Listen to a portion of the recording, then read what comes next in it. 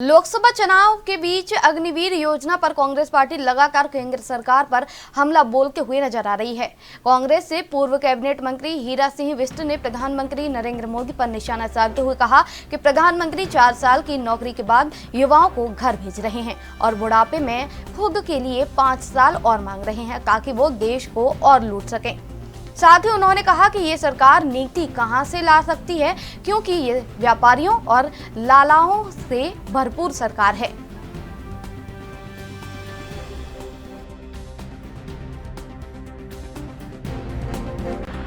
4 साल के बाद उसको घर भेज रहे, 22 साल का रिटायर हो रहे।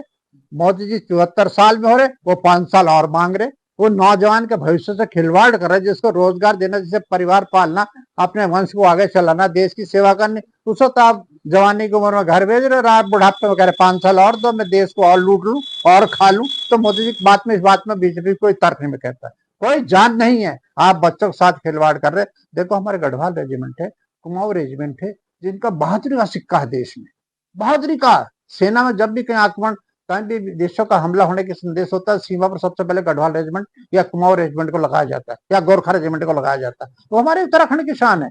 आप उनको 4-5 साल की ट्रेनिंग करने के बाद घर भेज रहे, ये नई नीति निकाल दी। अरे रिजर्वेशन रखना पहले भी कम होता था, तो 14-15 साल कर उनको पेंशन दो।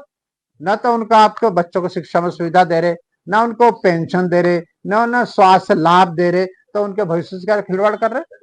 आप तो दुश्मन हो, नौजवानों के दुश्मन, देश के दुश्मन है। उस युवा पीढ़ी को आप अंधेरे में धकेल रहे हैं, गड्ढे में डाल रहे हैं अपने हाथों से। क्यों नीति है, कहां से नीति लाए? क्योंकि ये व्यापारियों की सरकार है, लालाओं की सरकार है, तो ये इस तरह काम करेगी। इन्हें सार्वजनिक उपक्रमों से देश के जो सुनहरे वो हैं, मैंने कहा ना, सारे तो लूट खाए नो, डिफेंस कारखाने तक भेज दिए, सब भेज दिए, एयरपोर्ट बंद है। अब केवल LIC और बैंक बचे, उन्हीं पर नंबर है, और बैंक को प्राइवेट करने